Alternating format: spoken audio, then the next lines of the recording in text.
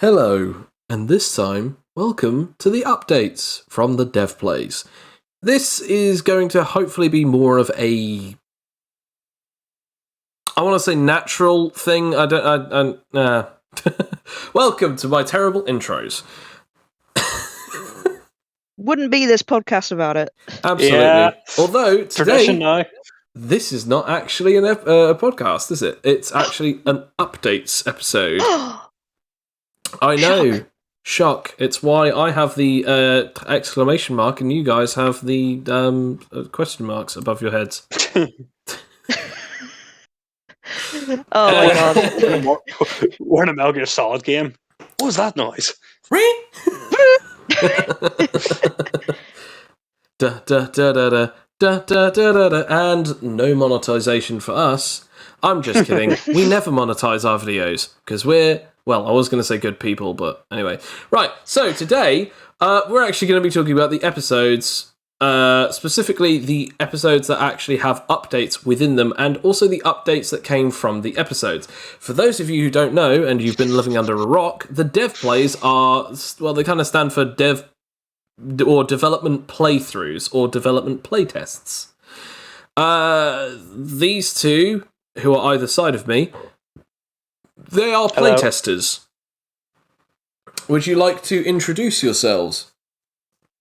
Okay. Hi. I'm Alex. I play Rakia, and you probably know that. Yeah. Hello, I'm Sam, and you might know me as Adrian. B. Crawford, the Wasp Knight. And I Howdy. am the DM. I am granted. I was going to say anonymous, but that doesn't make sense. Unlimited. You know what? There we go. Either way, I am the DM. I am granted anonymity. Thanks to that, we're going to just move on. This is, again, terrible intro. Either way, these two are play testers, and they have been playing with this game for at least the last 2 years now, which is crazy now that I say that out loud. It's been so great. This To be game honest, has I love it. This game has evolved quite some since when you started playing, especially Alex, because you started playing at least a good 6 months before Sam did. Only That 6 is months. crazy. Yeah, Probably I mean that is less actually than kind of that, crazy. but yeah. Because I was doing the in-person ones, and you were doing the Discord ones, and yeah, there really has been. Yeah, it is kind of wild, really, how long it's been going on, and just like how much has changed. I understand a lot more. You know what? I'm just getting the hang of this game. You know, I feel very proud of that. I'd definitely say so. But yes, a lot of things have changed, and today we're going to talk about some of the updates that have actually happened as of recent. We'll go down this bullet point list that I have right now. So, more health. As of recent, we've realised that one-shotting has become a bit more of a problem. One of the main focuses of this game is supposed to be, yes, PvE, but a more PvP style. And although that we do want it where the players can feel powerful, we don't want it where the players can also feel like they can be one-shot as equally as the opponents can one-shot them. Or sorry, they can one-shot others as equally as they can be one-shot. There we go.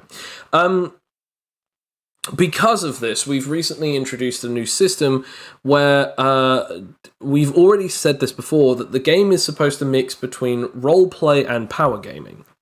Because of this, you can gain more health now. There are these things called milestones, which you gain after each time that you get up to 5 levels in any particular level system. Trades and proficiencies, and character and power level. Because of this, originally it was 5 levels every level. Now we've upped it to 10, and we're going to, for at least the next month, so for you guys for the next 2 episodes, you'll sort of see how that affects the game. or at least specifically the gameplay and the combat mechanics, as the players won't be able to easily one-shot the opponents, but also the opponents won't be easily able to one-shot them. Not that it can't happen, though. Looking at you, automatic weapons. We'll get to you someday. But can I just say something about Rakia? Rakia possibly no longer the one-hit wonder character that I can take things down in one hit. However, we will see how far I can push it by pushing my damage super deck. So it may still be a thing. I'm just saying right now, you may have made a terrible mistake here in giving me this much health. Now, at the same time, this is also another part of the update that I actually want to talk about. But beforehand, do you have any particular grievances or notes that you want to bring up, Sam? Not really. I have to see what the health does in the game. Have to test it out, I guess. But so far, it seems to be okay. Fair enough. I mean, at the moment, all it's done is basically give you a bigger number for health and vitality at the moment. So, I mean, to be fair, you haven't actually seen it practically. Like, no one has. So, fair enough. Especially since, like, to be fair, Bill that's also said. Oh, Bill yeah, also said that, but basically, not only do we get a boost, like the creatures, will, and opponents will be getting a boost too, based on this in a different way. But it's like, I'm like, oh wow, okay, this could be a problem. But, in a good way, though, in a balancing way. So, during the time that he posted that, we were talking about it, and I said, look, I've posted enough stuff on the rule changes, and I think that it would be nice that you said one. I really didn't think about it too much, because, to be fair, I've always been sending all the bad ones, so everyone's been losing abilities, losing perks, and getting nerfed. And then Bill sends the good one, and now I'm like, crumbs. Yeah, no, he's actually the good news Baron. But he did say ahoy at everyone, because it's on the Discord channel. Good news? Question mark. We're testing something wacky. Milestones for now will grant 10 HP rather than 5 HP. Have fun not getting one shot. That's actually the genuine quote that he posted. In the Discord chat. it was there, and I was really happy with that at first, and then he just did the thing about, oh, you haven't seen the creatures yet, and I'm like, oh. Yeah, because we still don't know how they're getting buffed, and I want to point out, I'm not really in control of that anymore. Bill is more of the Beastmaster than I am in the terms of how they get edited, which actually brings me to the second part of this whole health system, which is creatures work a little differently. Not that you'll get to see them in the tourney yet, but Bill might have some for the off-stream episodes. Anyway, next we move on to something that is relatively equal to this, which is the tradesperson update. Beforehand, Rakia, if you needed to roll Survivalist, which is your skill, your trade in being a survivor, being out in the wilderness and, cooking things, making things, finding shelters, you would just roll that trade. Well, now you have to roll the stat that follows up closest to it. At the moment, it's Wisdom. But when you get to level 5, you can then choose to get a perk. This perk is known as Tradesperson, which allows you to do the same thing that we've been doing previously, which then allows you to roll your level with a d20, meaning that it starts at 5 and can end at 10. It also means that you can roll anything under anything under Survivalist, or the survival skills, with that modifier. It also means that if there's anything that makes sense within Survivalist to roll, you can also roll that instead of Wisdom, Insight, and other particular things like World Knowledge. Now, it's only if it makes sense, and it's more at the DM's discretion, but it at least gives the conversation for you to ask for it to be procced. This actually happened twice during the campaign, most recently, the episode 13 of the Crucible of Avarice, where Felix, aka Juice, asked for this kind of ability to be rolled. Once I did deny him, but the second time, I actually gave him the opportunity to roll it, as it made sense to his survival within the urban jungle. Ooh. So with this, it basically means that tradespeople can't just go, oh, well, I'm just going to roll for this, when their actual basic stat on it is actually really pretty rubbish, and it then gives them a chance to actually keep updating the perk and keep trying.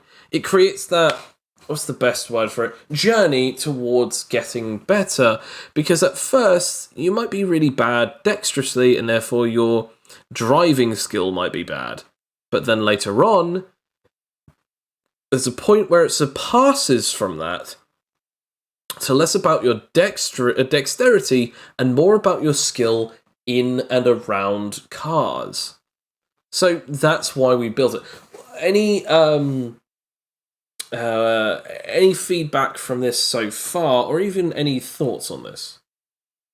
Well, I haven't taken it yet, but I think I will take it because that actually does help me in a sense. Because I did think of it for a minute, saying, "Oh yeah, I mean that's cool and everything," but I won't have to take it because I've got like I've got super stats up the wazoo.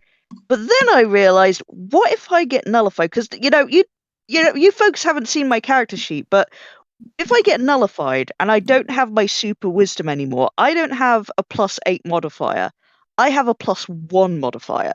Oh God.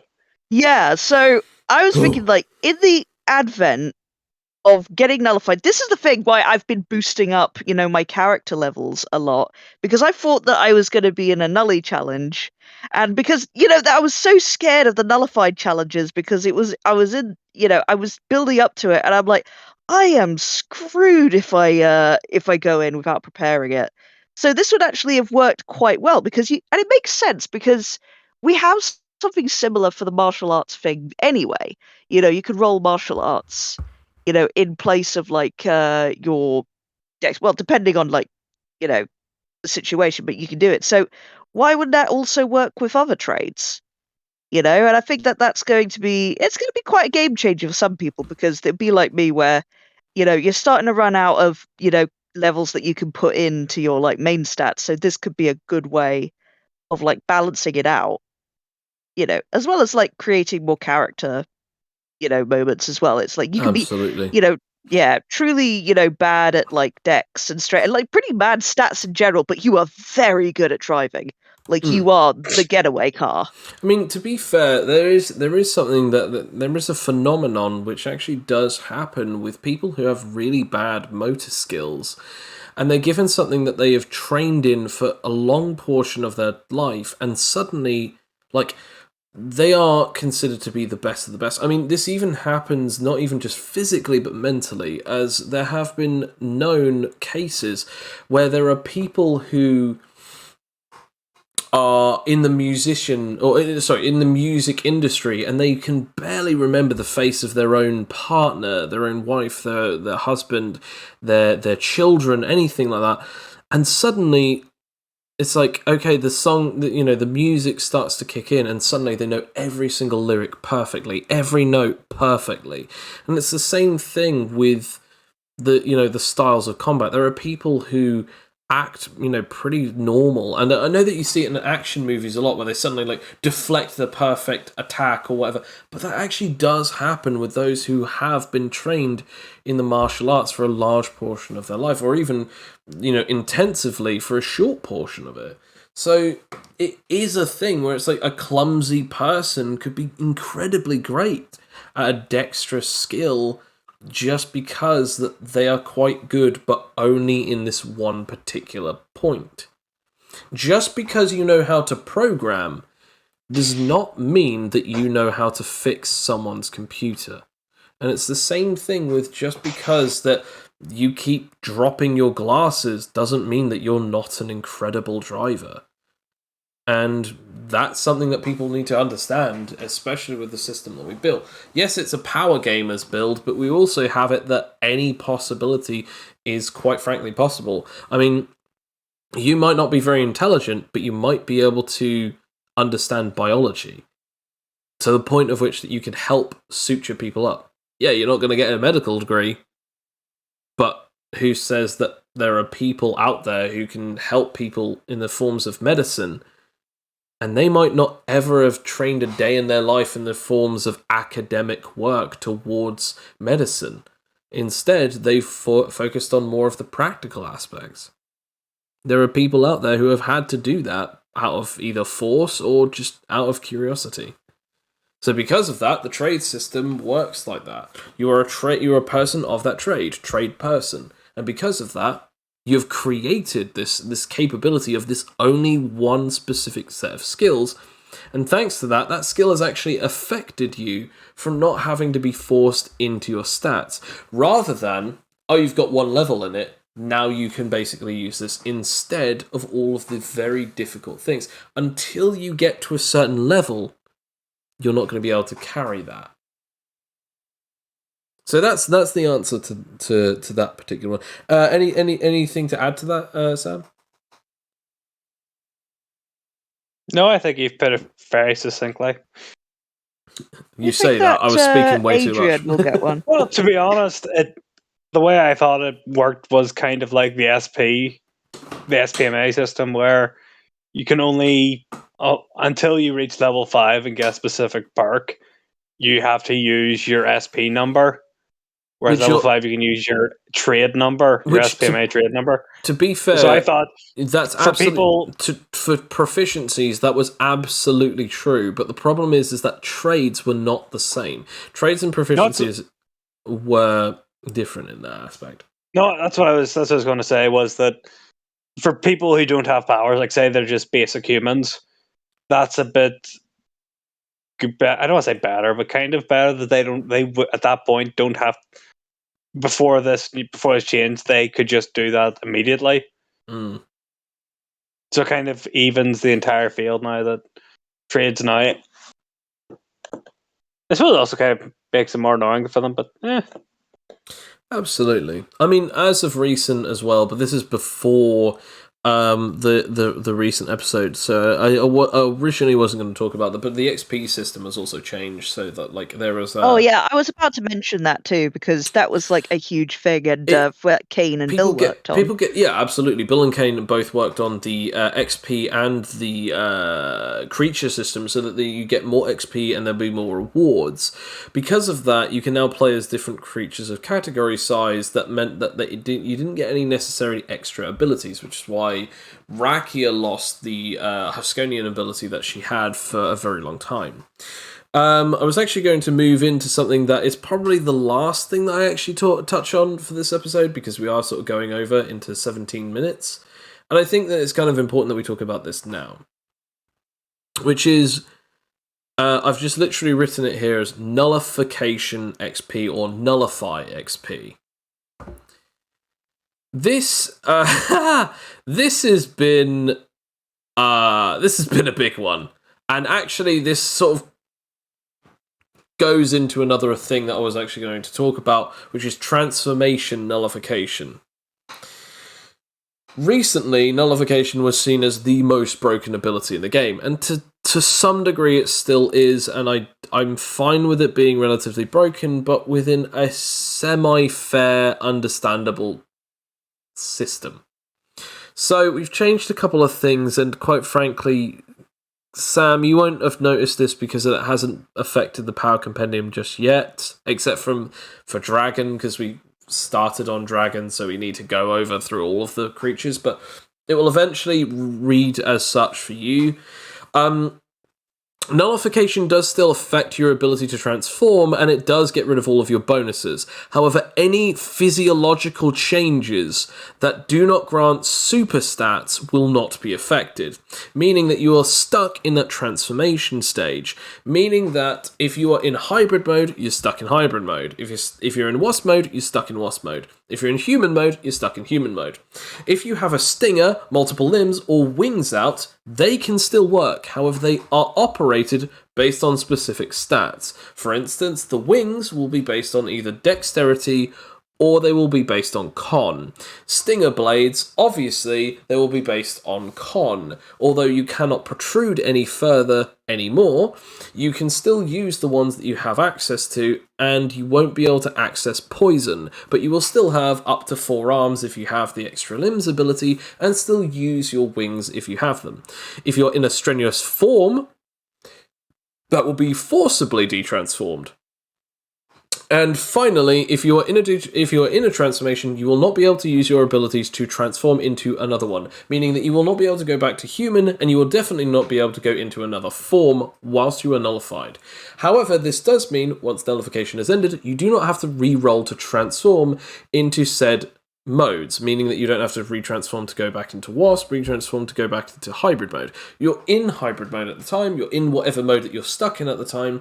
It's just that if you're in a strenuous form, it ends it, because the whole point is that it's a strenuous form.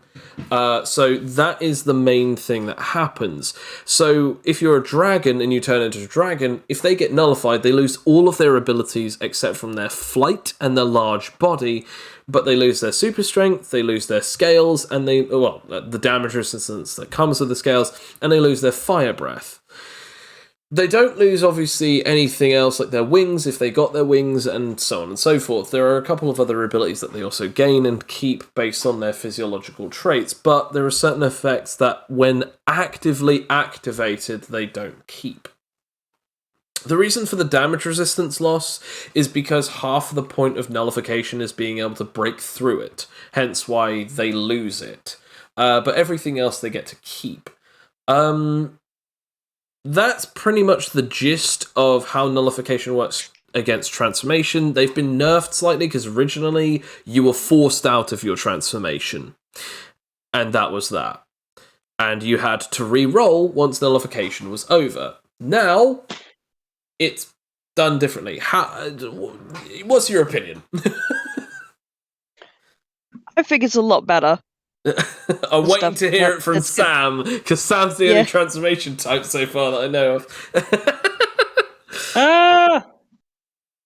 Well, again, I'd have to say it seems okay, but I'd have to say it. I think it would be very good for people who use strenuous forms that aren't like my strenuous forms, where they do have the D4 being like, when you usually when you do strenuous form, you do like D4 and then like D4 minutes, and then you can't use it for D4 hours. The many forms I have enough disadvantages to them, so I can just do them limitedly. But for the D4 hours, people at the very least, they can, like, say they get nullified, say they manage to get 4 and they're nullified for 1 round, and then they get the powers back, they still have 3 rounds with that form. Yeah. Whereas if it's just nullified the original way, they would just be like, oh, this is my super special like form ability that means I can win this fight. Nullified. Well, can't do it for 4 hours now. And that's both good and bad, because it's good on the side of the nullifiers, but because they get to keep that, but it's also that thing of because originally that was something that they had anyway. But it's also good because then transformation types are basically completely useless against nullifiers. Yes, nullification is the whole point of, powers don't work, but in a lot of situations it's that thing of, what do I do from here? Like, I now have to re-roll after X amount of minutes, so it's kind of pointless. Whereas now, it's like, as soon as it's over, I'm back in the game. And yeah, to some degree, being stuck in one form, like for instance, you with Wasp, you take 4 times physical damage. So if someone forces you to be stuck in Wasp, they could just clap their hands against you and you dead. But it all entirely depends on the situation. Which brings me to Nullify XP, which I kind of had a bit of a rant for about an hour about why I believe that XP why this should exist. If a person is nullified and they have powers and they've been nullified for more rounds than they haven't been nullified, you don't get any of the XP based on the threat level of their power level. Ah. If you fight Solace, who has 30 levels in his powers, and again, most powerful man in the world, sun god basic being, he is 20 levels in his powers, 10 levels in his SPMA, and you nullify him, and you're fighting him for 8 rounds, and for 7 rounds, that dude is nullified, and he dies on the 8th round nullified. You should not get the XP worth of that dude, because at best, when nullified, that dude is a 42-year-old tailor.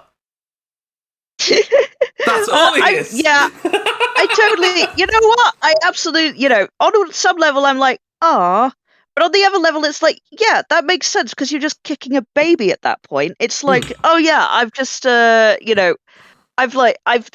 drugged someone, into being practically helpless. Now, so again, it's not really much of a win. Do me say something, Joe? Yeah, go for it. My natural contradictory nature towards you immediately made me immediately want to think, no, it can't be right.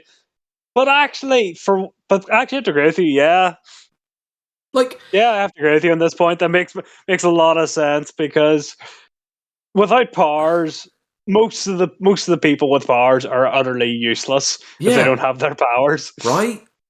And here's another thing. 10, you nullify him. He's got 30 levels in the bank based on his powers. Super strength, super durability, enlargement. But he's also got 20 levels in character, 10 levels at minimum, 15 levels at minimum in his thingamajig. So hang on a sec. Let's base this off of that. So he's got 30 levels in his powers, but he hasn't got SPMA. So that's 30 levels off, right? Then we'll go over to the other side. He's got then 20 levels in character, 15 levels in his in his willpower based stuff. So spirit, he's got 5, mind, he's got 5, and body, he's got 5. And then finally you then go into hand to hand. He's a master at it. He's got 10 levels. That is 45 if not 50, depending on how many I gave him at the time. 45 if not 50, if not 55 levels without his powers. He's got 55. Fair enough if you beat him when he's nullified and that dude's still a Zayton. Fine. Because that dude is beyond ridiculous. You wouldn't lose anything.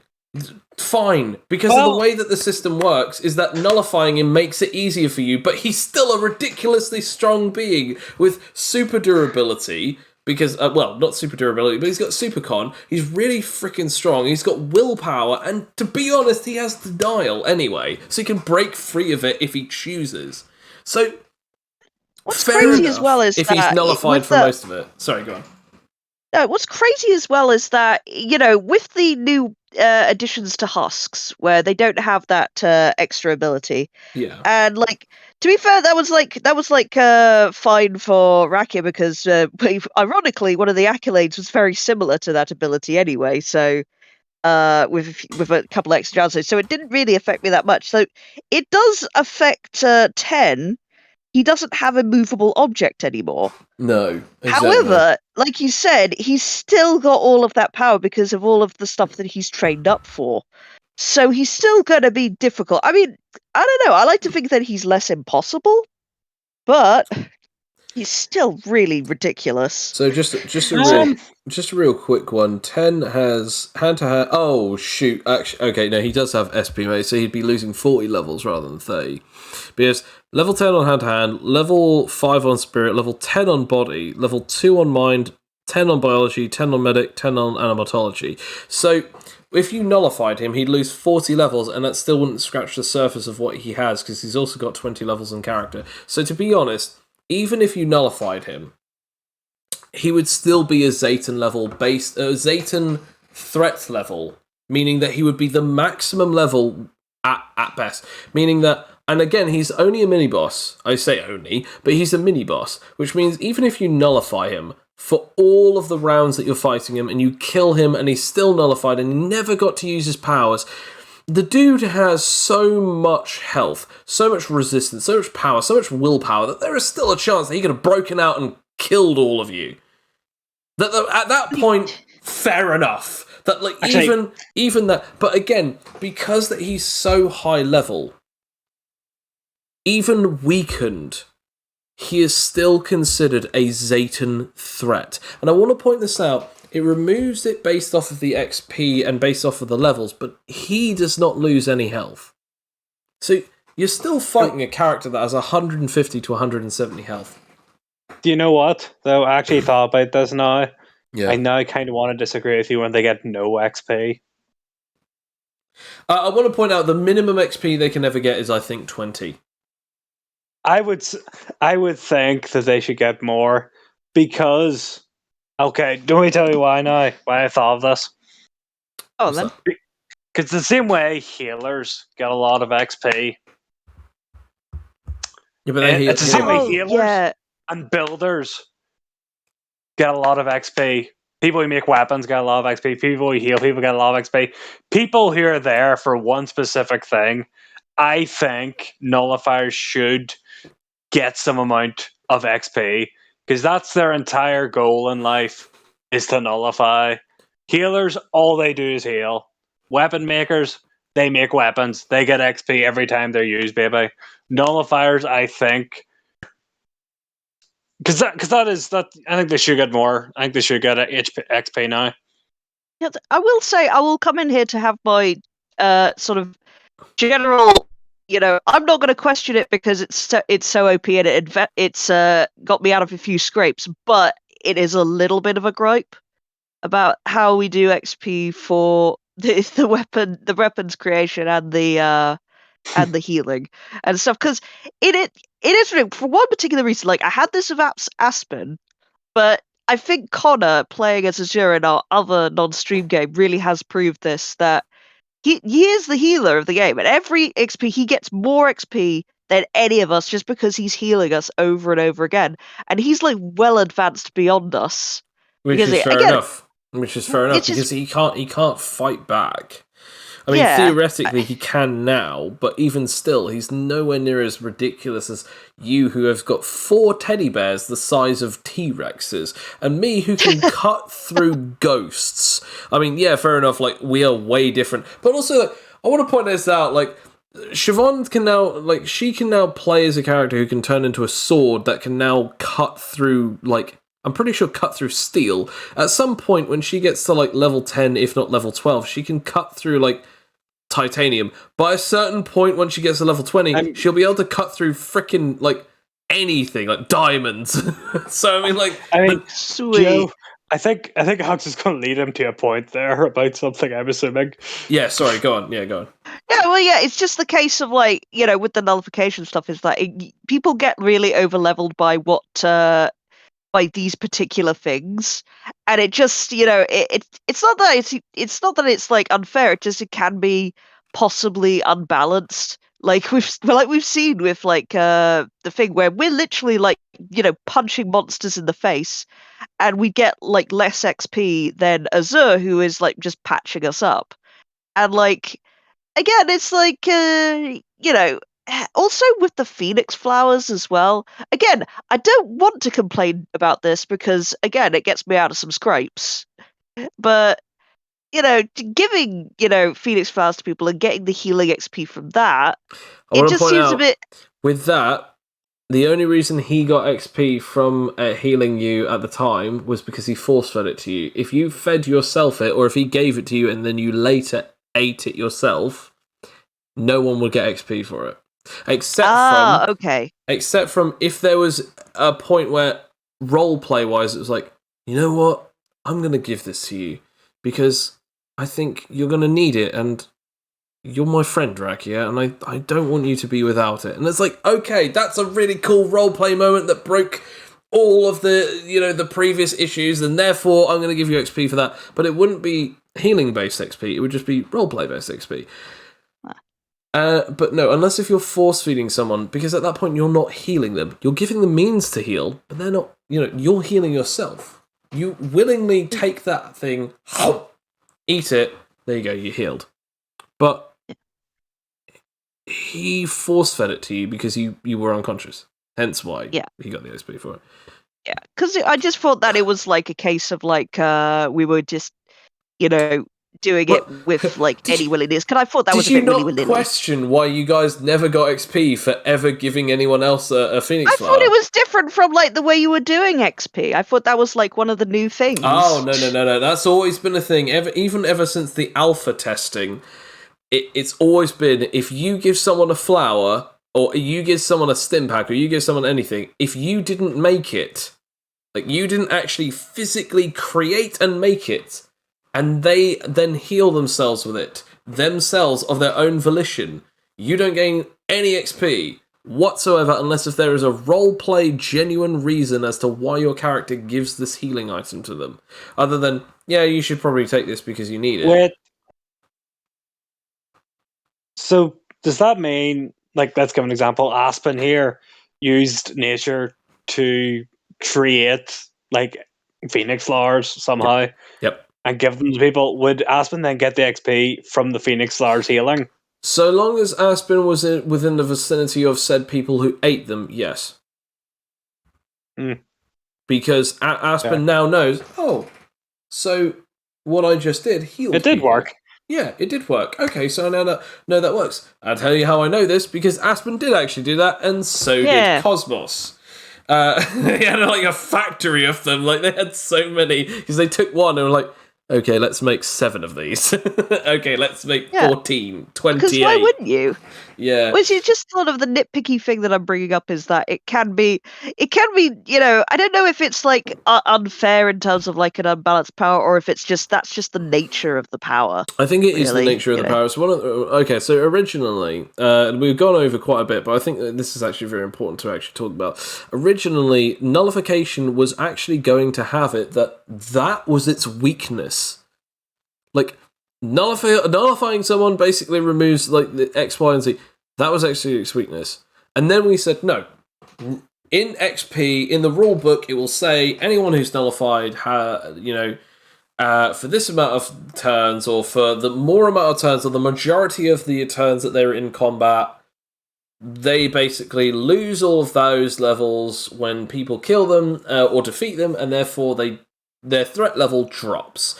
Potentially their threat level drops. If they have more milestones or they're still within that threat level, then obviously it doesn't matter. But say, for instance, if you're like level 10 on powers and they have nothing else, and then they suddenly lose their powers, they then technically become the equivalent of a level 0 character. They can't fight back, they can't do anything, they don't have any trades, and their highest damage is basically the equivalent of being a level 0 character. At that point, you're basically fighting an alpha enemy. Now, the only time where, and I will say this, the only time where it can be considered better is if they're a boss. Because if they're a boss, they naturally have arbitrary boss health. So at that point, then, yeah, at that point they're kind of stuck with it. So therefore you're kind of getting the XP from it. But Sam, you have opened my eyes. But I just realized there was another thing. There's another reason why I thought of this that came to my mind there. Right. And it's a D&D reason, believe it or not. Okay. Is that you were saying there that people who, like, say we fought someone who was level 10, yeah, and we immediately dropped level 0. That is what that would be very situational. Like, what if he was, like, what if it was if the entire group more or less was managing to, like, say, lay a trap for this guy, and his powers are incredibly powerful for whatever reason that we can't stop him. Would the fact that we've lowered his powers through this trap by nullifying him, that all it's done is made us think that we should nullify him. Normally, you would be right. I will say this. Normally, you would be right. However, if you're passively always able to just do it, at that point, it's not, I'm coming up with a cunning trap. It's just, my power is just to literally stop it. Hence why we have to think of it differently. Go on. Or just, it also makes every character begin to kind of hate the nullification dude, because all of them are thinking, this guy's making us lose all the XP for this. Well, it's funny because you say that. I have now officially seen the light, and I can't believe I'm saying this. And it's quite funny that this is actually caught on recording. Sam, you have been the one to make me see it. Nullifiers will not lose XP. Everyone else will. There we go. Thank you very much for everyone for listening. And if you think that you've learnt anything from this update video, please like and subscribe. If you think that you would like to head on over and help us, then definitely check out the Dev Plays every other Sunday, fortnightly, as we play through it. Currently, we are playing through a tournament-like game known as the Crucible of Avarice. The Crucible of Avarice is... I don't know why I said Symbol of Avarice. I'm thinking of Dark Souls. Crucible of Avarice will be playing every other Sunday, so next Sunday we'll be on that, so please, check it out. And as always, have a wonderful night, and hopefully we'll update you soon enough. Bye. See you in the future. Ciao, ciao. Quick update for now.